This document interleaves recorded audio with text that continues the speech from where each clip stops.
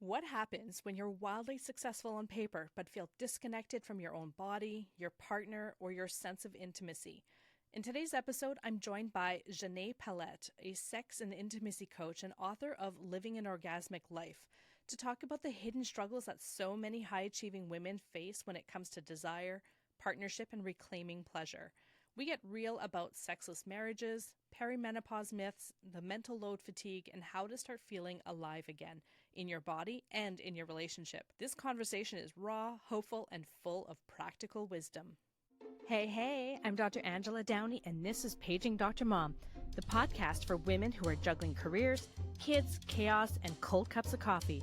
We're talking about the real life behind the resumes, the messy moments, big feelings, and how to stay human when you're doing all the things.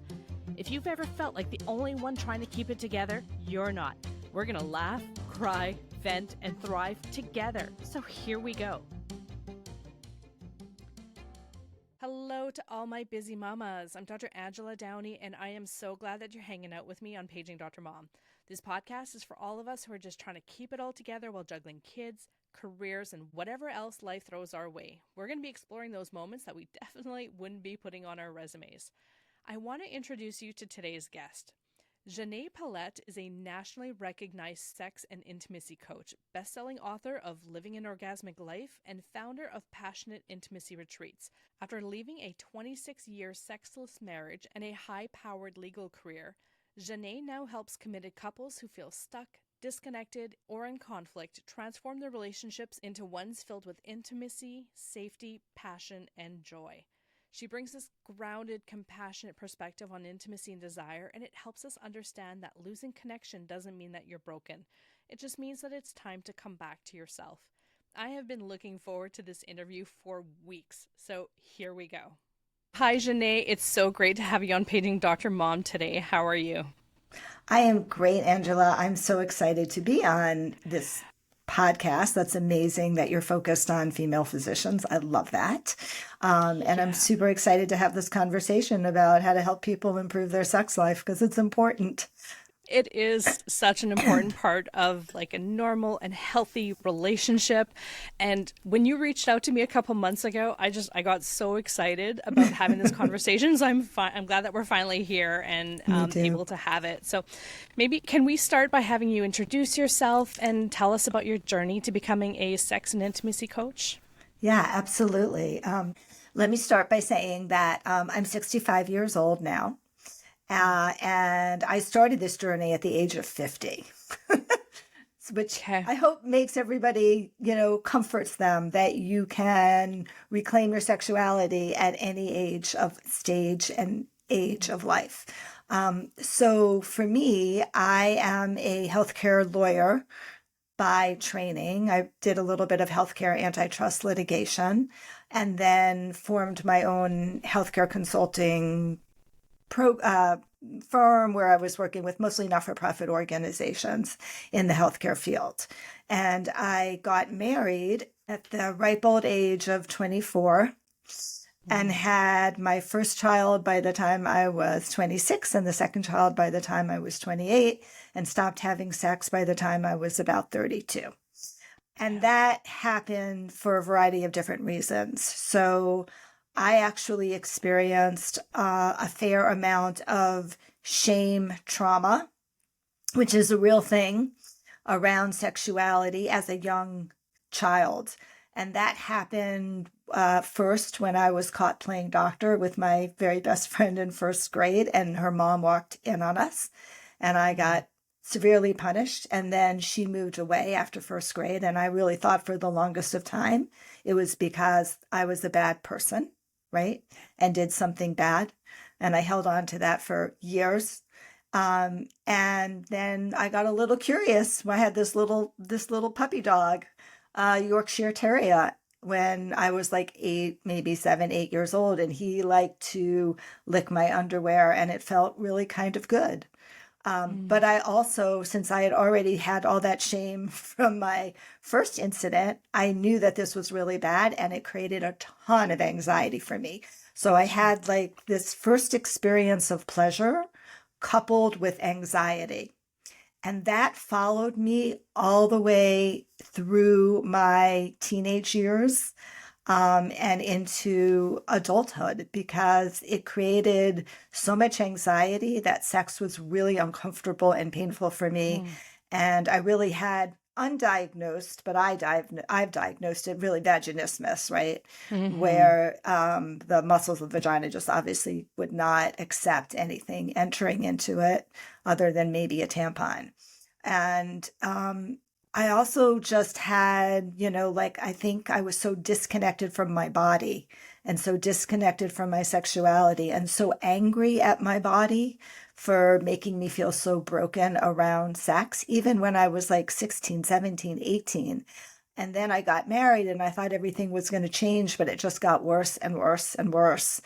Mm. And I think my body started screaming back at me. Not only was sex painful, but I had a ton of UTIs, and then I had very painful urological procedures, which apparently they don't do anymore because it was essentially torture.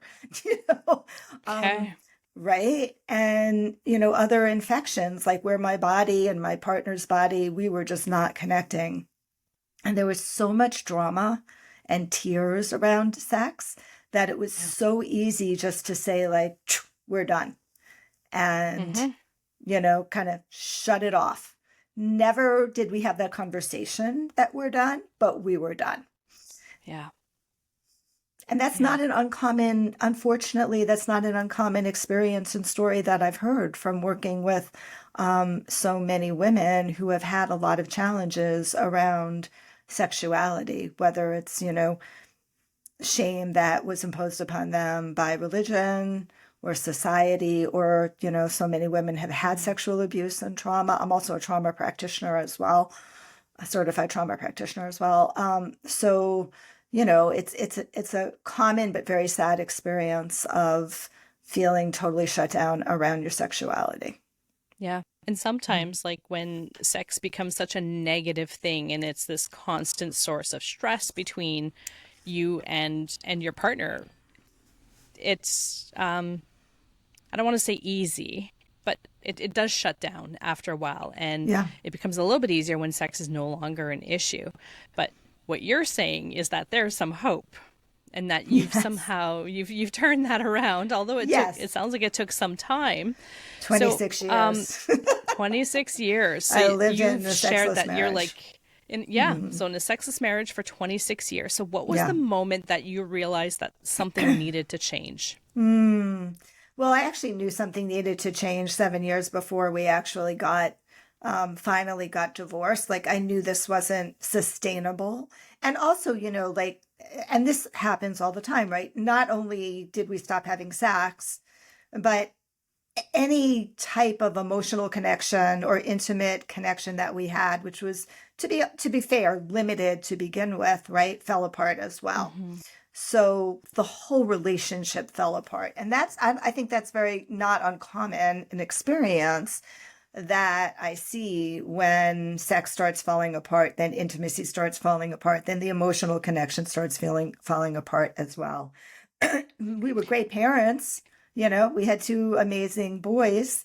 And we didn't want to give up on that. I didn't want to give up on that and potentially having an impact on their lives. But it was to my, looking back, I'm like, wow, I wasted a lot of time, years, Hmm. decades of when I could have had a beautiful relationship. I could have had amazing sex, right? Yeah. There's a lot of grief there.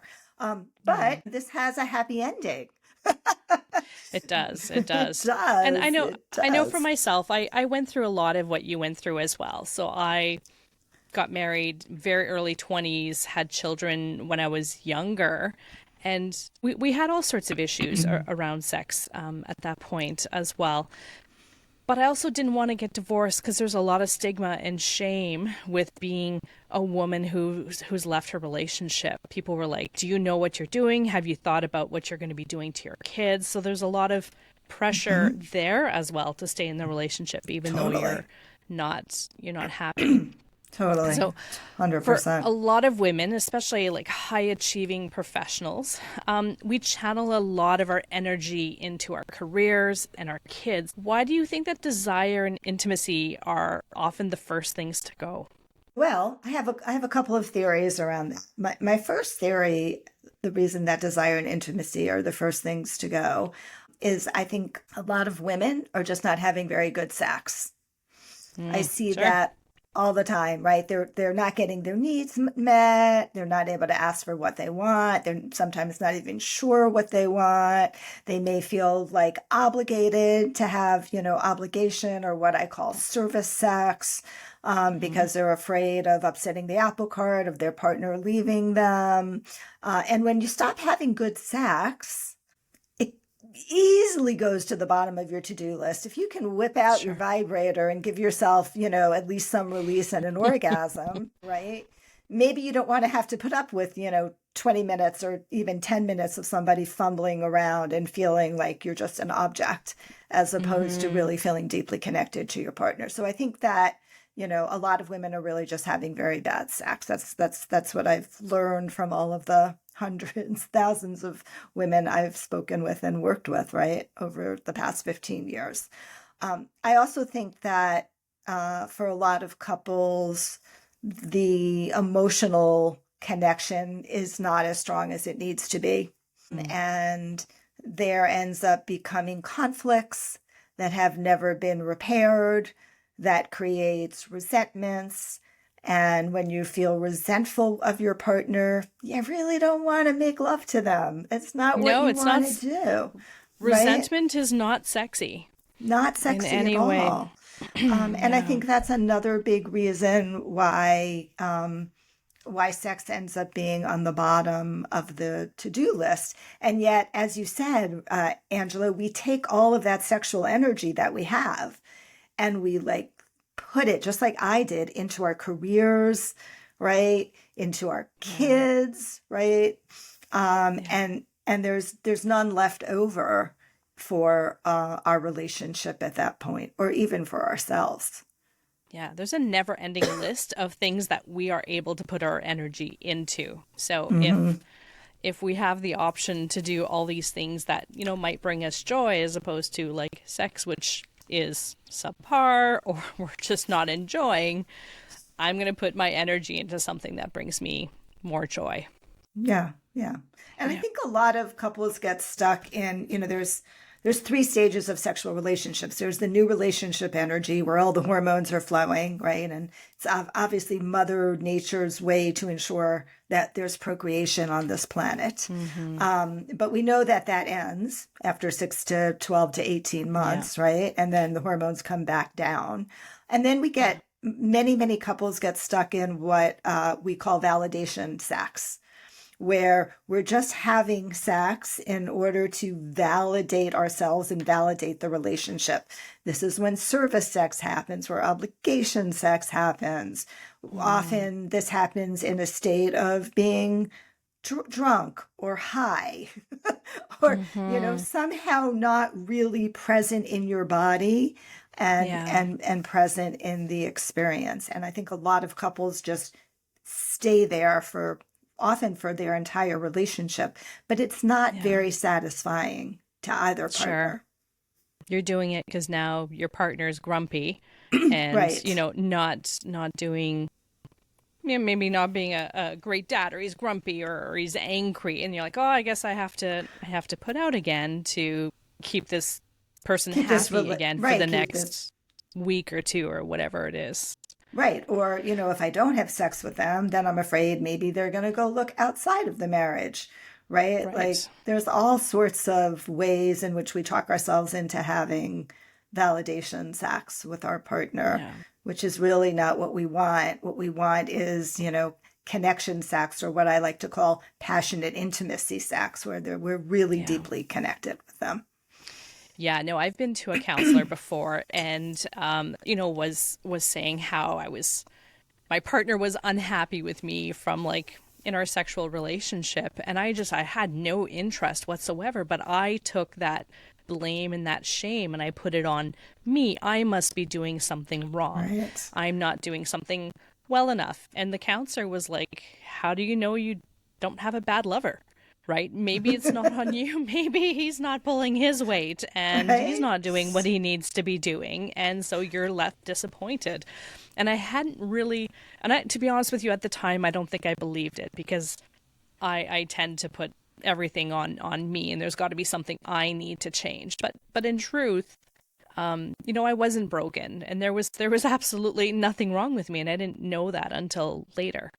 Right, right. And I think Yeah. that's, very common that we blame ourselves and we do feel broken, right? We Yeah. do, so many women show up in this office, they feel so broken that, they don't desire their partner anymore. They're not attracted to their partner anymore. They can't have orgasms if ever they could have orgasms, right? It's such, I mean, sex is such a, look at Maslow's hierarchy of needs, right? With sex is Yeah. the only thing that shows up twice the bottom of the pyramid, along with survival and water and shelter. And then the third level of the pyramid around, love and connection and Interesting. community. Yeah. Yeah. Yeah, I guess the problem is we're not always just trying to have babies though, right? Like I think it's Right. easier to feel desire when you're trying to get pregnant, you're trying to have a baby, but that doesn't, I mean, we can't have babies forever. And well, I guess some people can. My brother's got 6 kids, so I think he's He's he's there. he's there. But it does stop after a while and sex changes and what sex in your Yeah. relationship looks like changes. So what are some of the biggest myths about sex and intimacy that you've noticed? Um, I think there's a lot of myths for women around sex and intimacy. Many of them have to do with feeling that we're responsible for our partner's pleasure Mhm. and that our partner is responsible for our pleasure. Right? Okay. So I feel like, something I counsel all my clients about is like, you know, you're actually responsible for your own orgasm. It is not incumbent upon your partner to figure out what you actually want. You need to understand what turns you on, what your arousal pattern is actually like. Especially in, I mostly work with hetero couples. We talked a little bit, but I also work with lesbian couples. But in a hetero situation in particular, right, what a lot of men will tell me, and as a physician, I know you understand this, right? Hmm. Physicians, like I'm going to use the word pussy, every pussy looks different, every Yeah. single one, right? And what worked with one partner isn't necessarily going to work with the other person. And actually, the truth about Right. women's arousal is what works one day isn't necessarily going to work the next day either. Right. Right. So I think Okay. that's a problem. Like this myth that we have is like, oh, you know, I have it figured out. First, I do this, first, we kiss, then I go down on you, and I touch your clit, and you orgasm. And Yeah. maybe that happens once or twice, but then it stops happening. And then you're like, oh my God, you feel bad because it's not happening for you and feel all Yeah. this pressure. And your partner feels, that they didn't do their job either. Right. Um, So it's not just finding the magic formula and repeating that time and time again. no. And if you haven't noticed, and I know you have, women tend to get bored very easily. Yeah. Right. I think much more so than men. I think a lot of men would be very happy if they had sex once a week or twice a week in the missionary position. They'd be good. Right. Yeah. Yeah. But women, I think this is just baked into our DNA, quite frankly, because we're such multitaskers. Like we need a lot of variety. And if we do the same thing over and over again, that's another reason why sex goes on the bottom of the to-do list. Things start getting really boring, right? So what's the key? What's the key to, The key obviously it's not is finding the right formula, but what no. is the key to keep things going? So, first of all, you have to remember that sex is an art, not science, right? Okay. There's no formula. And number two, it all boils down to communication. You've got to be able to be in a place where you can really communicate and feel safe, emotionally safe, communicating with your partner about what you like and what you don't like and what's working and what isn't working for you.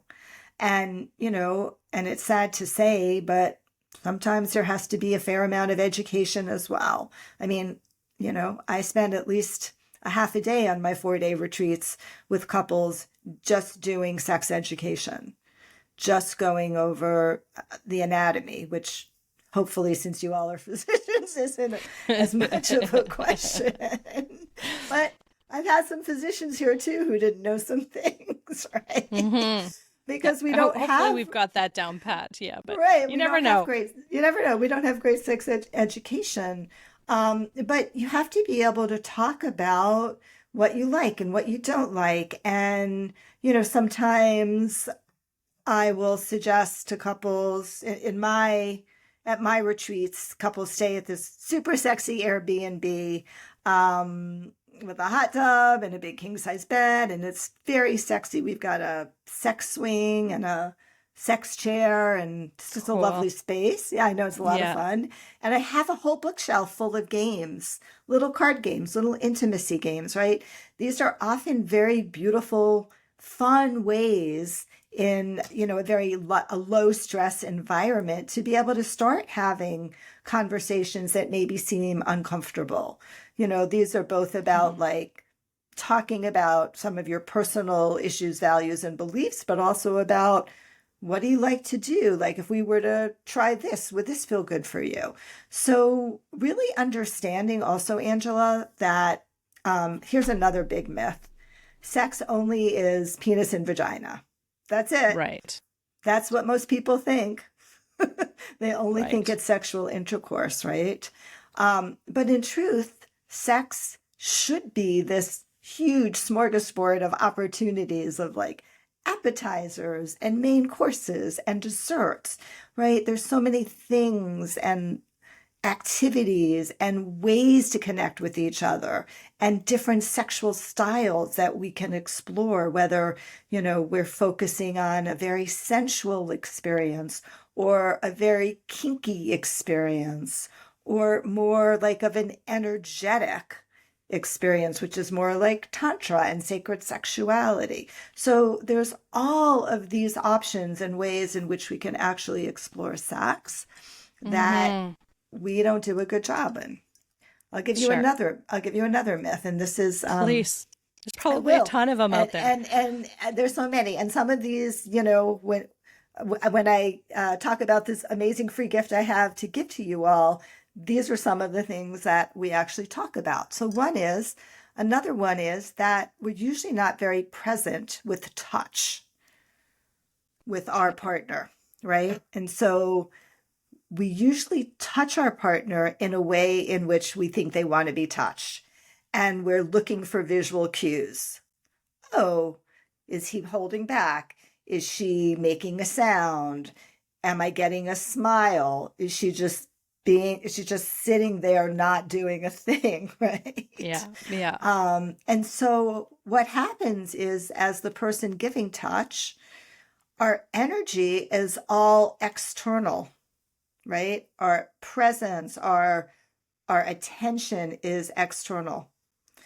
And our partner knows that. They're well aware. If you've ever been touched unconsciously by somebody, like maybe they just sit there and like rub your hand while you're watching television. Now, if somebody does that to me, I'll slap them because it just feels so bad for me that they're not actually like present with their touch. Maybe not for everybody, but I get very triggered by that. Like just mindlessly touching. Okay. Right? And they're mindlessly touching. They're not really focused on their touch. They're not feeling I do it all the touch. time. All right. So let me teach you something. Let me teach all of you something. Please. This is going to change your experience around touch and sex.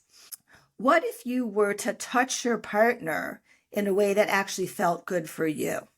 Right? Okay. So as you're touching your partner, you're focusing on your sensation and on your pleasure. So if you're touching with your hand, I'll have people shut their eyes so that they don't have the visual cue and Mm-hmm. really like focus on the sensation in their hand, right? And this is a very, very different experience for the person being touched, because if you're the person giving touch, you're actually experiencing sensation and pleasure and enjoyment in your body. And that gets translated to your partner who's receiving touch. They feel your Mm-hmm. pleasure, they feel your turn on. And that usually creates more turn on for them, Mm-hmm. which then comes back to you because you feel them actually responding to you. So we Yeah. create what we call a pleasure circuit. So if you're doing that, then I guess you have to be wanting to have sex come from that. So I guess if you're not happy in your relationship from a sexual perspective, that could be maybe a little bit dangerous and something that you might want, like you might be avoiding doing. Yes, Maybe I you don't think want to turn your partner on. yeah, I think if you're not happy in the relationship, right? If you're in conflict, then yeah, you don't want to give your partner pleasure. Yeah. But think about what it does. Like even the concept of, a blow. Can I use these words on this program? It'll be registered as an explicit content show Okay. at this point. Okay, I let me think it has say, to be. I want you okay. to be open and yeah, please. Okay, thank you. So if you think about a blowjob, oral Yeah. sex, right, for women, like a lot of women don't like it for so many Yeah. different reasons. But even think about what we call it. It's a job, Right. right? It's a performance. It's a job. I think it's a terrible name. But what if you translate that? If you then say, well, can I use my partner's penis to make my mouth feel good? Can I I could see the use, difference you there see and that? how your partner would respond to that. Yeah. Right. And then how you respond to it. So rather than Mm-hmm. feeling like you're doing something for them, you're Yeah. actually using their body to make you feel good, right? Right. Taking, and obviously with consent. Sure. Um, and that's just a huge, it's a paradigm shift for people, but it Yeah. really does change the way in which you connect with your partner sexually. Yeah, I could see that. Just doing mindless touching on someone's hand and not really thinking about what you're doing, as opposed Mm-hmm. to you doing it to make yourself feel good, which makes Mm-hmm. your partner feel good, and then everyone starts feeling good. Exactly. Okay, Exactly.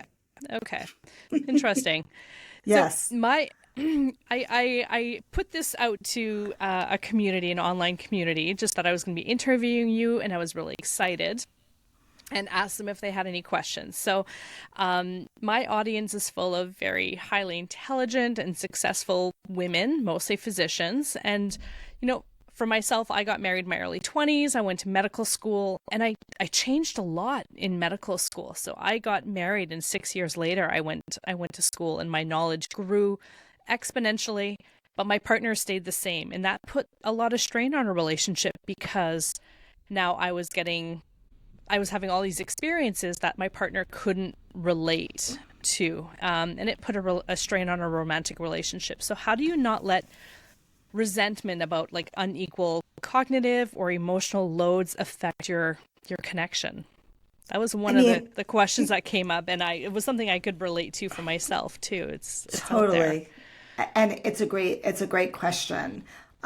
So I think it can be very challenging, but some suggestions I have when this comes up is, first of all, to see if you can find something together that neither one of you know about. So, Mm-hmm. you're a great physician and he's a great, or she's a great, I don't know, whatever they do, accountant. I'm just throwing things together, right? Um, and but neither one of you really know how to bake bread. I'm just, again, Yeah. throwing things together. So can we find some activities where we can both be in the beginner's mindset? Can we find ways to interact with Mm. each other where neither one Mhm. of us, there's no power play dynamic going on, and we're Yeah. both learning from scratch about something new that both of us are interested in and don't know anything about. So finding those Yeah. common ground areas where we're both new learners can really help to strengthen that part of, Mhm. you know, of the relationship, right? Yeah. And, you know, and I think this again goes back to communication, right? Like, seeing if you can, as you see changes happening inside of yourself, if you can open up communication with your partner about that, and seeing if they can get a little bit curious about what's happening for you Mm. as well, right? As we Yeah. said before we started the recording, and I've had couples where I've seen this happen. Sometimes somebody, this happens a lot.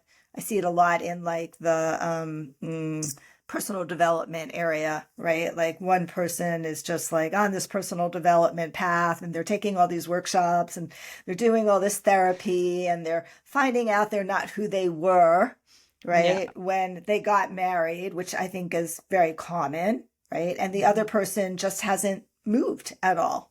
They're just Yeah. stuck where they are. And Yeah. sometimes that bridge is so wide that, you know, that gap is so wide that it just can't be bridged. It becomes a crevasse that, you know, you the relationship falls into. And that's a reality, unfortunately, right? Yeah.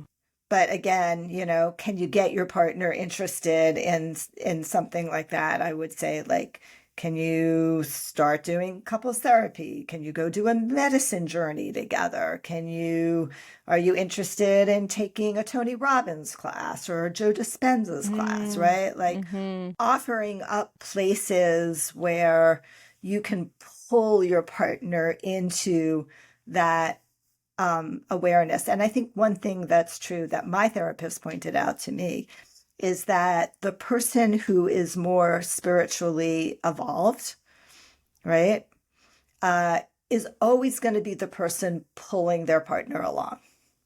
There's always going to be Okay. somebody leading that, you know, leading them in that direction. And that actually was very helpful for me in my own relationship because I've seen that as well. And I wouldn't say I'm spiritually evolved, but I've done a lot of personal Sure. development work. Yeah. And my partner does some, but not as much. And I feel that gap a little bit, right? And so I've, you Mhm. know, we're taking a class together now, which is great, right? Because we're both like in beginner's mindset, and we're both realizing this is really hard, and we're doing it together. So, Yeah. So I always thought, well, maybe it would be easier if my partner was in medicine as well, and kind of we were both on this same path. But sometimes, like it's nice to get different perspectives in the world, right? So there mhm. are some benefits to being with a partner who's not necessarily in medicine. Otherwise, your whole household just becomes only medicine. So Right. you can learn a lot from your partner, but sometimes, like you're saying, that gap sometimes just keeps getting bigger and bigger. So you need to be careful that, although you're on different paths, that you do find ways and connections to stay together. Yeah, for So on sure. the flip side, what happens if you do meet a partner while you're in medicine and now you're both doctors, you're both super driven, you're both exhausted, and you're used to being in control. So how can couples protect their Mm. intimacy and emotional connection from burnout and competition, or simply feeling like you're just ships passing in the night That happens because so now you're on frequently. call? Yeah. Yeah, you're on Yeah. call, and one's on call one day, one's on call the other day. It's really, it's really, really challenging. And and yet I see the same. I have the same conversation with couples who don't have children. Neither one are doctors. They both work from Yeah. home, Sure. right? Potentially, they're both available during the day, and they Hmm. still sit there and say, like, we don't have any time. Yeah. No. So, um, finding, I would say um, one of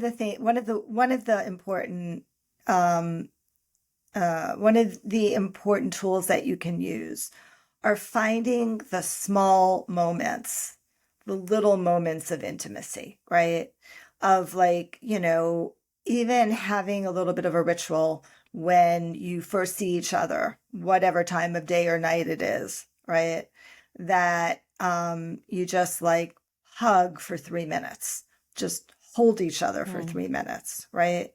Or I do a lot of work with couples, and I have them give each other their eyes, meaning look in each other's eyes just without any words, and just be there with each other in a little bit of eye gazing and presence, because I think that it's fair to say that our emotions are actually in our eyes. We express emotions through our eyes. So Yeah. finding, with super, super busy couples like this, like finding little moments during your crazy schedules where you can have 2 minutes, 3 minutes of a little bit of connection can be, very, very helpful.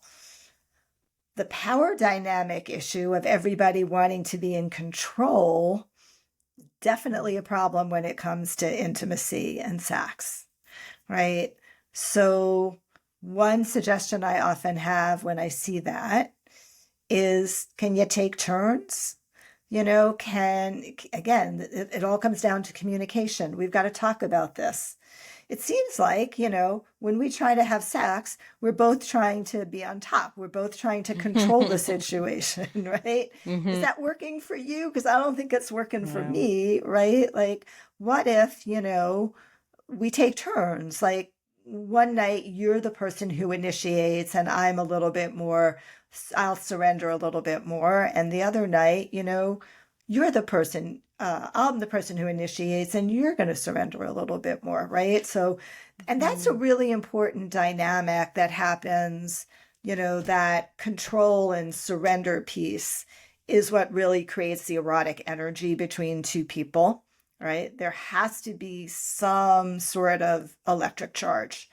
And when two people are both dominant and trying to, it's like having, two positive batteries. There's no electric charge at all, right? Right. Yeah, yeah. They're going to push each other away. Going to push each other away, Yeah. right? Exactly. And what we want is for there to be a positive and a negative, but it's hard. I think that's why it's important. And certainly when you're early in your career and you're staying up, doing crazy hours of on call and residency and whatnot, it's really impossible. But hopefully, as you get more established, right, you block out time for vacations. You block Yeah. out, time to get away, to come to one of my group retreats in Costa Rica, where Yeah. you just have a week to connect with each other, um, Yeah. and make it a priority. But I understand it can be very those type of dynamics are very, very challenging. So one thing that I often think about is, women, we have children, we need to go on maternity leaves, and we, come back from maternity leave. Maybe we're working a little bit more part-time, and our partner is off being more and more successful, moving up in their career. And I'm sure you see this in other professions as well. Totally. What happens when resentment starts building up because one partner is able to move forward in their career and one partner may feel a little bit held back? Well, I'm going to say this again. We've got to be sharing what's happening for us, Yeah. right? We've got to, maybe I can't fix it for you. Like, yeah, Angela, I know, I'm traveling all over and lecturing and whatnot, and you're taking care of the kids, and oh, that must suck for you. That must be really hard. I can see how maybe you're even a Hmm. little jealous of me, and ow, that hurts, right?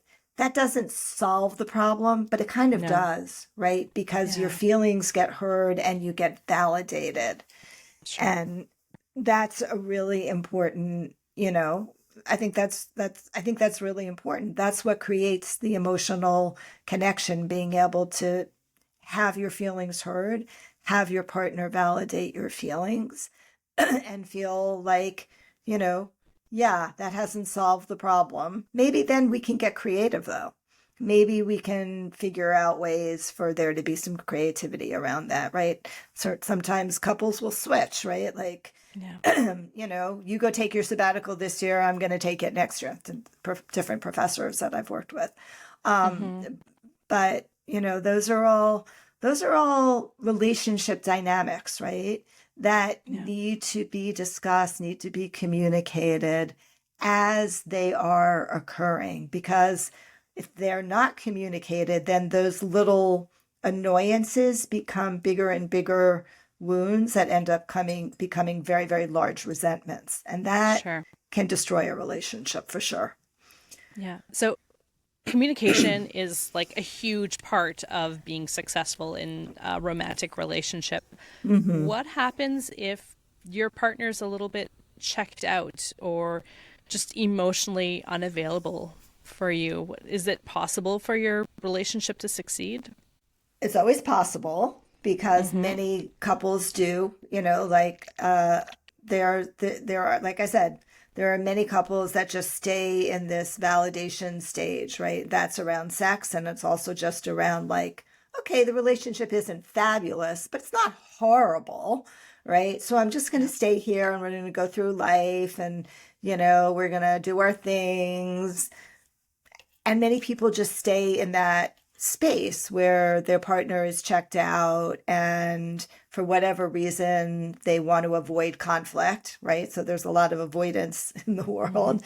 So if you want to Mm-hmm. avoid conflict, you just sort of stay in that space.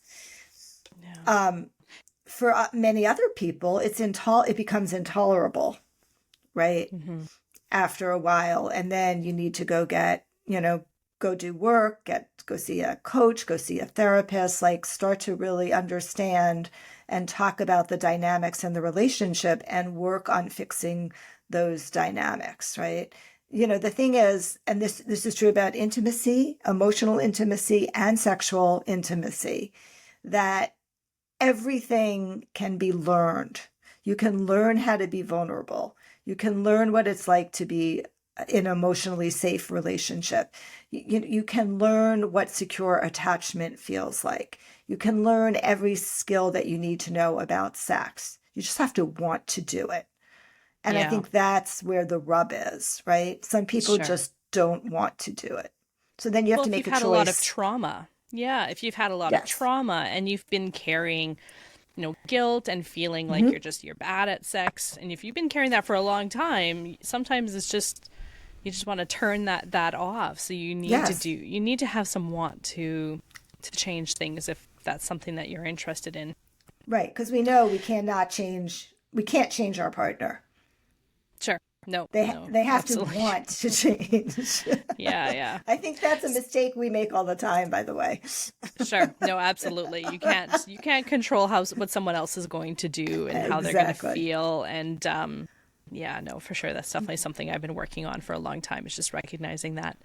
So you've worked with Yes. hundreds of couples through your retreats, and what are Yes. some of the common patterns that you see in women who feel disconnected from their sexuality or their pleasure?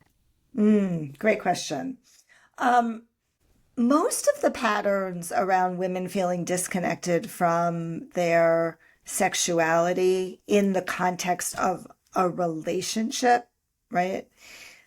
If trauma is not a part of it, which very often it is, but very often there are women who have Mm-hmm. experienced sexual trauma, and that obviously is, one of the horrible impacts of trauma is feeling not safe sexually and sexually shut down. But if we take that sexual trauma off the table, then I think that one of the biggest reasons and patterns that women shut down is because they don't feel emotionally safe Yeah. with their partner. And Yeah. when you're not feeling emotionally safe, you don't want to be vulnerable with them sexually. You don't want to open up. You might want to weaponize sex, which happens way too frequently, right? But I truly believe that in order to get to a really flourishing sex life, there has to be emotional safety and emotional connection first. It's the first thing I work with every single couple that walks in this door in my private retreats or in a group retreat, we work on the emotional connection and we work on the communication piece. Because when you start to feel emotionally safe, then you will begin to open up more sexually. So I think that's the biggest issue. Another pattern I see a lot, and I think we talked about this in the beginning, but it happens quite frequently in perimenopausal and menopausal women. I do want to get into that a little bit. Yeah. Yeah. Is, you know, a true loss of desire, right? As a result of changes in the body, changes in hormones, right? Some of that is absolutely true. You know, when we know, right? When you're having hot sweats, like you just want to stand in front of a refrigerator. You don't want to, or a freezer. You don't want to be sweating in bed, right? Like there are some things that are very uncomfortable. We also know that, you know, there are ways that can be ameliorated, right, through hormone therapy and other things, right? So there are more solutions now on the table than there were certainly when I was going through menopause, 20 years ago.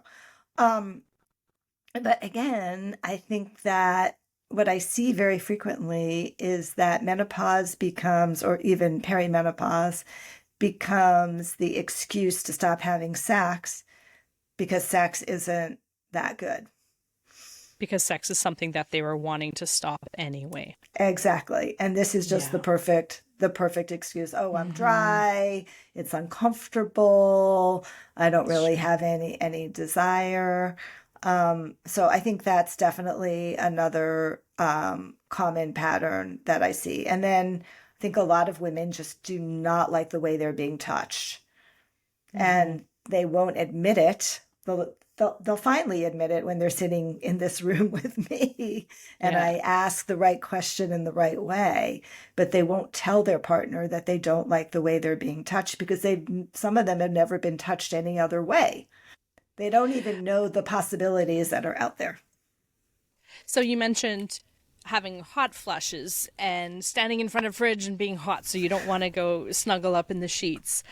So what are some of the impacts on your libido and your connection during perimenopause that people might experience? Talked about dryness. Yeah, I mean, vaginal dryness is a huge issue for a lot of women. Not, I'm not a menopause expert, but I've had a lot of experience with it, right? But, not sleeping well. Right. So you're not sleeping well, you're tired, you're a physician, you're already stressed out, right? That's going to significantly add to our stress.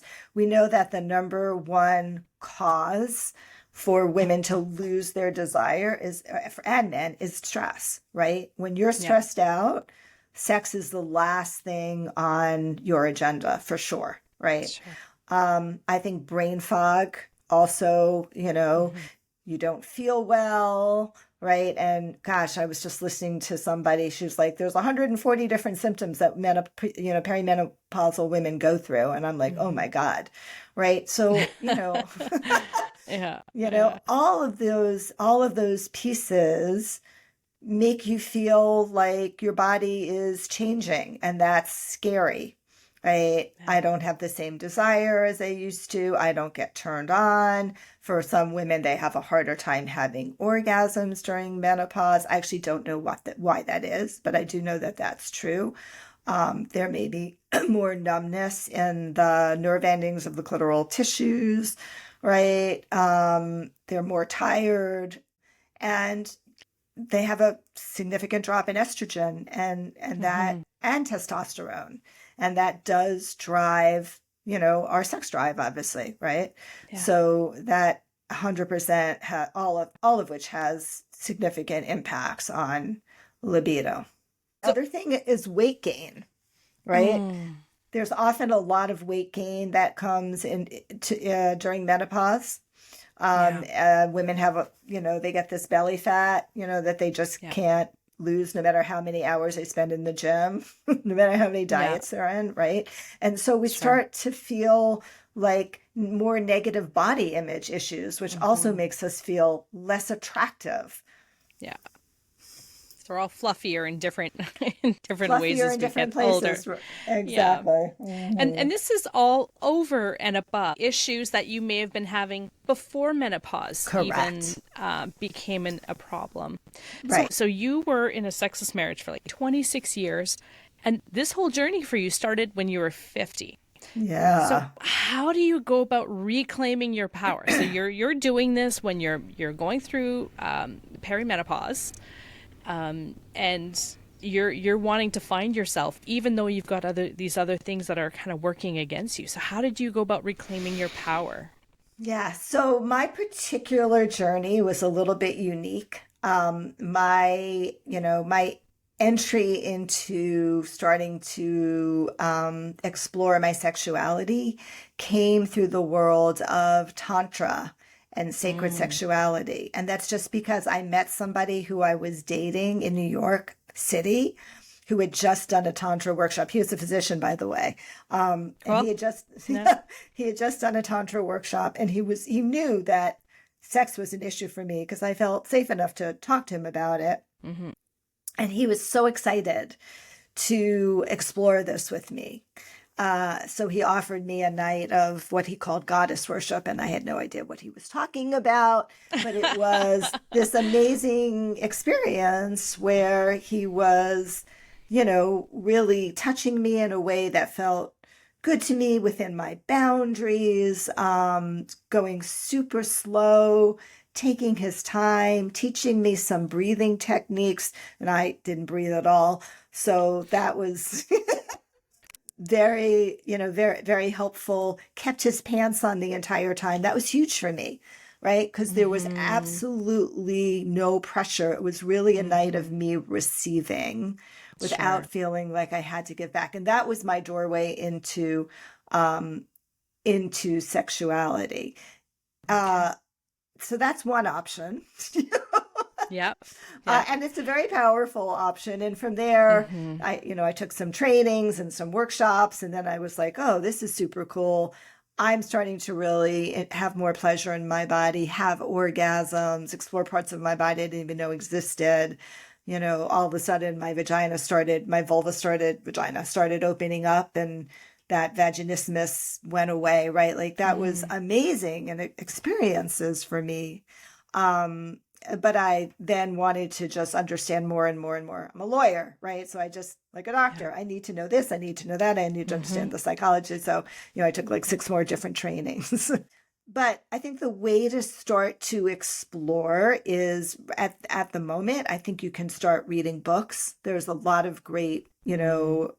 books that are out there.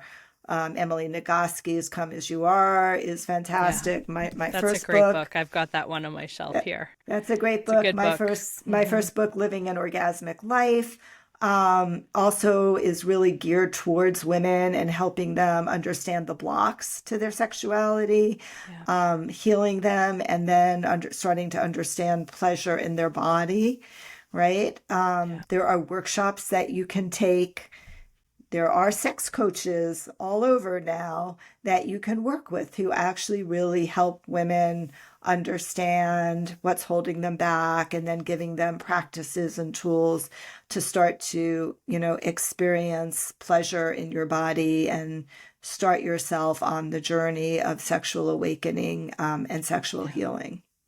I'm going to put the links to those books actually in the Mhm. show notes because I it was a big book for me and I loved it and it helped explain a lot of things to me that I wasn't understanding. Yeah. So you've mentioned your retreats and I find this fascinating. What does a typical retreat look like? Yeah. So I offer private retreats, 2 weekends a month in Asheville, North Carolina. And Okay. these retreats are just one couple at a time and me. We work over a 4-day period of time. So typically Friday afternoon to Monday afternoon, about 13 hours of one-on-one coaching. And in these Okay. retreats, they're very highly personalized. Yeah. So, if you're a couple that is struggling with, let's say, mismatched libidos, mismatched desire, which is very common experience, then that's what we're going to actually focus on.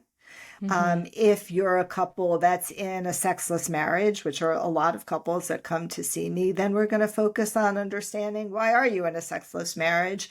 What's happening underneath. And my work, Angela, is very experiential and interactive. So, we don't do a lot of talk therapy because I find that's not very helpful. You can't really talk your way into a better sex life. You have to feel your way. You have to feel what it's like to be present in your body. You have to feel what it's like to feel your own desire. You have to feel what it's like when you have that sense of being connected to your partner, even for a flicker of a moment, because you're looking in their eyes, right? So they're very interactive and experiential. We always start with communication and creating that emotional safety container. I have a whole set of exercises and practices that I do with my clients.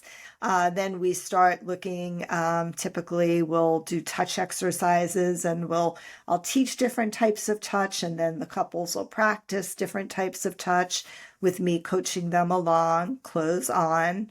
And then we also look at your different sexual styles or your erotic blueprints, and what does that look like? And, if you're sensual and your partner is kinky, what does that mean? Right? We get to explore all of those areas. This office becomes a playground for research and development. to I to love that. experience and explore.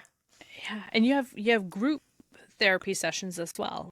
I run once a year, I run an international week-long retreat. This year it's going to be in Costa Rica in May, for a group of up to 12 couples, where it's like part vacation because we're at a beautiful 5-star resort, retreat center, and workshop as well in a group setting.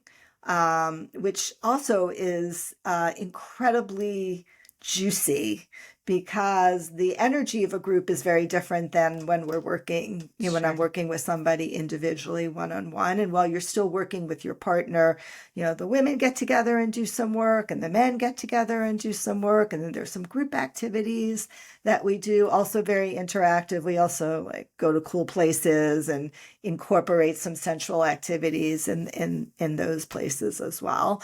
So it's a great way to to reconnect with your partner on vacation, but also getting a fair amount of content and learning new skills and tools to be able to take home so you can have vacation sex all year long. That's my goal. That is the goal, I think, for most people. Vacation sex all year long. Yeah. So just one last question. What are some of the common mistakes that couples make when they're trying to fix their sex life, and what should they try instead?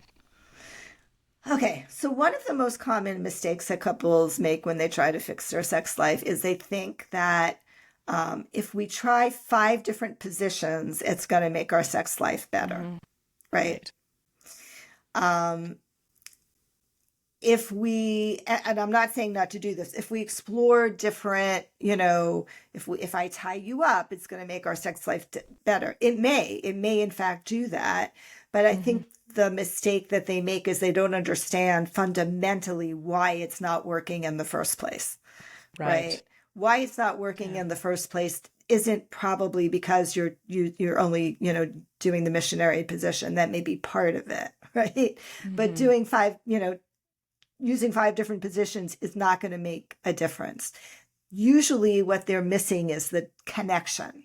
They really are looking for that, like feeling each other, slowing everything down, right, is critically important to be able to actually be present with your partner and be in the moment. And so I think that couples think it's all about variety, and variety is important, but what it's really about, it's about passionate intimacy. It's about that deep, that third stage of sex, that connection sex, where you slow things down and you explore and you really settle into that deeper level of vulnerability with each other. That's what makes sex amazing for people. So the ultimate goal is not orgasm. Never. Yeah. That's a lot of It's pressure. all, it is. It's all, and that's another mistake that they make, right? Like how many people come in and say like, yeah, I just need to learn how to orgasm during intercourse. That's a big Yeah. myth too. Let's talk about that, right? Most women do not really have a hard time orgasming during intercourse unless, their clitoris is being stimulated, which for many women, it doesn't work anatomically. Like there's the way their bodies are, the way their clitoral hood is, like, or, just rubbing their clitoris with somebody's pelvis doesn't get them off, Yeah. right? No. So a lot of women feel broken because they can't orgasm during intercourse, PIV sex, and I'm like, well, that's a myth. Many women can't do that without a vibrator or touching themselves at the same time if you're in the right position, right? And we have this Hollywood myth that everybody orgasms simultaneously. Yeah. That's total BS, right? You come together at the end and then everyone can relax and go to bed. Exactly. And that's not, and that's not true. So, focusing on the journey of the couple, of what you're doing, rather than the destination, is what actually allows pleasure to build and for that to happen, right? When we're so outcome oriented, goal oriented, it puts us in our head. And sex happens in our body. And when you're in your head, it just takes you out of the experience of feeling what's happening in your body as well. I'm a big thinker and I stay in my head all the time. And there's often this disconnection between my head and what's happening in my body. Yeah. Well, one thing that is helpful, I find, if you're in your head a lot, right, is to blindfold yourself, right? Okay. So often closing your eyes allows you to feel more sensation and you're less distracted by the visual field, right? Yeah. Yeah. And breathing. Breathing also is important. Xanet, where can listeners find you? So I would love to direct you to a website where I have this, we talked about it a little bit, I have this amazing, beautiful free gift, which is 20 minutes to improve your sex life, which are essentially 7 3-minute videos for short attention spans and physicians who don't have a lot of time. With, 7 very specific tips. We've already talked about some of them. That will really help improve the physical component of the relationship for sure. And you can find that at howtoimprovemylovelife.com, howtoimprovemylovelife.com. I am going to include all of those links in the show notes so people can find them quite easily. Xanet, thank you so much for being here and for your honesty and your warmth and the powerful way that you hold space for women to reclaim pleasure and connection. So it was a great joy and a gift to have this conversation with you. So I thank you so much for all your time. Thank you. Thank you, Angela, and to all of your listeners for all of the amazing work that you do out in this world as well, taking care of people. It's a hard thing to do in this environment. It is. Yeah, no, thank you for that. And to be honest with you, I feel like I could have talked to you for a whole other hour. But I do want to respect your time. But I thank you so much for being here. And thanks to everyone who's hanging out with us on Paging Dr. Mom. If you enjoyed today's episode, go ahead and hit follow or subscribe so that you don't miss what's coming up next. And if you want to keep the conversation going, you can find me over on Instagram at drangeladowney. I would love to hear from you. So take care for now. You are doing better than you think. That is it for today's episode of Paging Dr. Mom. If it made you smile, nod along, or feel just a little more seen, then go ahead and hit that follow button and share it with a friend who needs to hear it. Take care for now. You are doing better than you think.